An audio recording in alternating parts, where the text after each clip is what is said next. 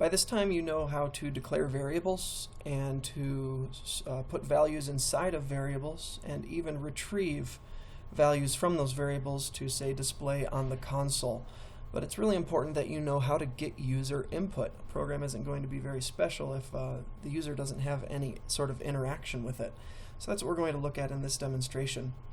I'm starting with a simple project here. These first 3 lines of code here in the main method are changing the foreground and background colors of the console, so we get a black text on white background, and then clearing the console so those changes take place, and then a bunch of comments that we'll be writing some code for. And this project ends with console.read key, which is just going to wait for the user to press any key. So let's run that so you can see what we start with. Nice simple white console with a blinking cursor, that's all. So let's write some code. First, declaring a variable for dog name. So dog names, that's going to be Fido, Winston, Butch, Spike. I don't know what the name of your dog is, but all of those are strings, right? Those are strings. They have alphanumeric characters, and so this is a good candidate for a string variable. And since we're going to use camel case to declare all of our variables, the word dog should be lowercase, whereas the N in name should be uppercase, and we'll finish that off with a semicolon. So in previous lessons you should know, okay, if you want to now set dog name equal to Finn, you could do this, dog name equals Finn, right?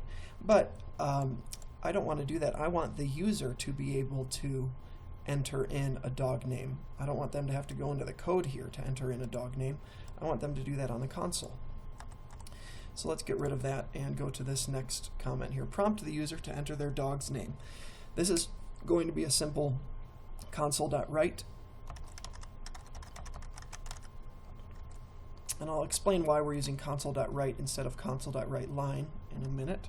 But we're going to ask the user, what is your dog's name? Question mark. Okay. Now, I'm putting a space after that question mark because the cursor in the console I want to be blinking right here. I don't want it to be blinking immediately butted up against that question mark. That wouldn't look very nice. I want it blinking right here so that there's a space and the user knows that they need to enter something. Okay, so next, store the user's response in a variable. So this is going to be new. And console.readLine is the code that allows us to get input from the user in a console application. But console.readLine by itself isn't going to do us any good. We need to set the value of console.readLine equal to a variable. So I declared this variable up above called dog name, and I want to set the value of dog name equal to, before we could have done something like this, right? But instead of manually typing in a dog name here, I'm going to just put console.readLine. So console.readLine returns a string. So this right here is a string of whatever the user typed into the console. This equal sign is the assignment operator saying take whatever's on the right side of the equal sign and put it into whatever is on the left of the equal sign. That's what's going on in this line of code. And so let's run this. We see, what is your dog's name? My dog's name is Finn, and enter. Before I hit enter, notice that we have this nice space here, so the user knows to enter on this same line. And now it's just waiting for any key press at the end of my program. Notice I said we should use console.write here. What happens if we use console.writeLine? I want to show you what this does and why we don't necessarily want to use this when we're prompting the user for input. I'm running this. And so what is your dog's name? And then notice that my cursor is down here. WriteLine is different from write because WriteLine automatically adds a carriage return at the end of the text that it just printed to the console. So this works the same. If I type in Finn and hit enter, it is going to store that the value of Finn into my variable name. It functions the same, it's just not as aesthetically pleasing or easy to the user. Okay, and I'm actually going to skip these dog age variables down here and go to this line of code. Display the dog name in the console. So you're familiar with console.writeLine and how we can just manually put in any value into here. Now, I don't want to manually put a value in here. I want to put a variable in here. And so instead of putting a string in here, I can just put the variable name. Dog name is my variable name, which is a string. I'll finish that line of code off with a semicolon. And now let's run this. What is your dog's name? Oh, I need to fix that right line to write Winston. When I hit enter, Winston appears on the console. Okay? Now that's not very descriptive. I'd rather have a sentence that says your dog's name is Winston. So let's change that. And before we change this line, let's remember to go up here and change this back to console.write so the cursor remains on that line when we prompt the user for input. Okay, so instead of dog name in here, I want to put in a sentence. Your dog's name is, okay? And then there's two ways of doing this. The first way is called concatenation. And the plus sign you probably are familiar with because it does math. But in C#, the plus sign also takes two strings and puts them together. So then if I put dog name here, your dog's name is, and then a space, and then the dog's name. And then say I want to end this sentence off with a period, I'm going to concatenate a period to the end of that. Okay, so concatenation just merges two strings together, puts one string at the end of another and at the beginning of another. And so now let's run this. In the console, we'll type in Winston. Your dog's name is Winston. Okay, that worked. But sometimes I think that this concatenation is kind of sloppy, especially if you're using many variables. These strings can get kind of long.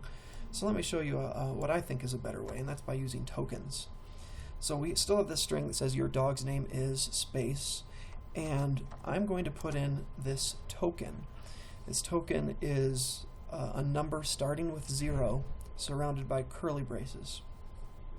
And this, what I have selected right here, is going to get replaced by whatever I put after a comma after this string. Okay? And so my variable dog name can go right here. Common mistake that I see students doing is they will do this. That's not going to work. The variable that goes into your token needs to be after the string, outside of the quotation marks. The comma needs to be outside of the quotation marks. This isn't going to work. The comma needs to be outside of the quotation marks along with the name of the variable.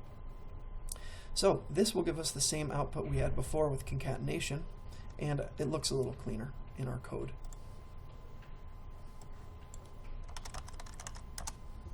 Great. All right, so now let's go up here and kind of do the same thing, but this time with an integer variable. So dog age is a good candidate for an integer, and I'm going to use camel case, meaning capital or a lowercase d but a capital A. And so we've declared a variable for dog age and then prompt the user to enter their dog's age. I'm going to start with this line of code up here, copy and paste it down here so I have less typing to do. What is your dog's age? Very similar to what's above. And then store the user's response. Now remember, I said that console.readLine is going to return a string. It's going to return a string. Now is dog age a string? No, it's not. It's an integer. So we need to do something else to make this work. We need to convert the user's input to a integer and then store it into dog age. So we're going to start with dog age on the left side of the equal sign. And equal sign is our assignment operator. And then we are going to use conversion. Convert.toInt. And int 16, 32, and 64 is going to be the size in bits of this particular integer variable. Int 16 is going to work for us because we are not going to have a dog that is old enough to warrant 32-bit or 64 bits of an integer. Even 16 is overkill. And then this convert.toInt16 takes an argument, and what we want to give it is console.readline.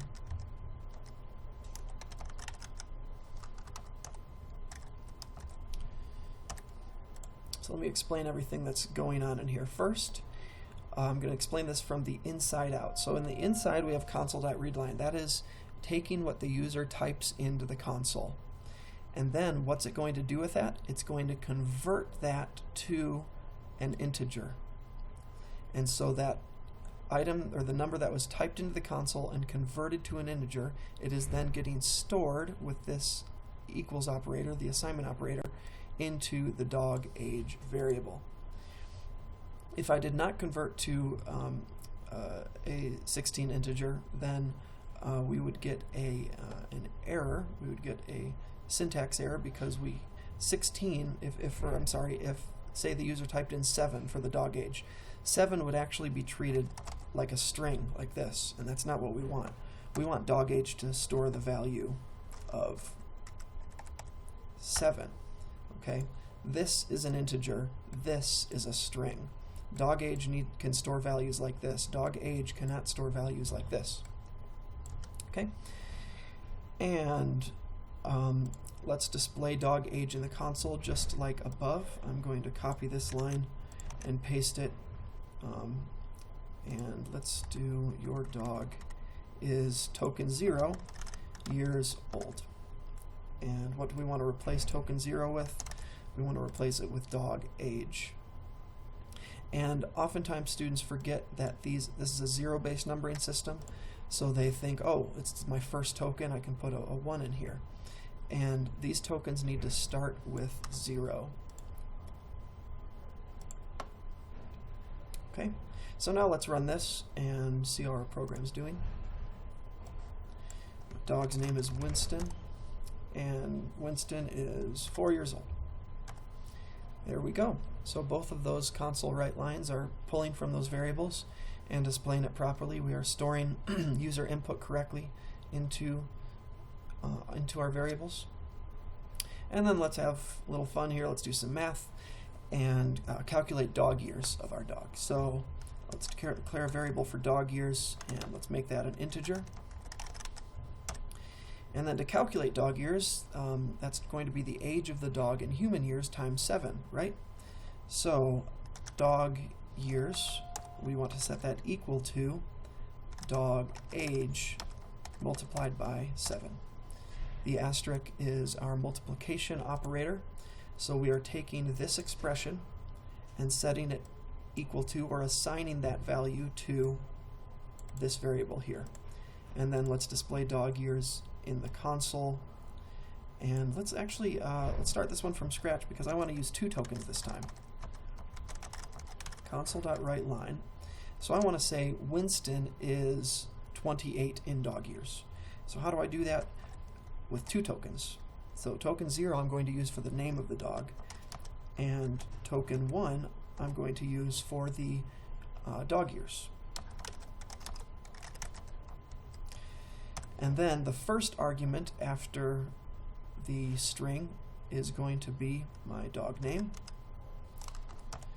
and the second argument is going to be my dog years. Right? Finish that off. And so we should see, if I type in 7 for the age of my dog, I should see Winston is 28 in dog years on this final line. Let's give it a try. And I'm pressing F5 here to start the program, or I could always go up here and click the start button. So my dog's name is Winston. He is 4 years old. And there it is. Winston, token 0, is 28. That's token 1 in dog years.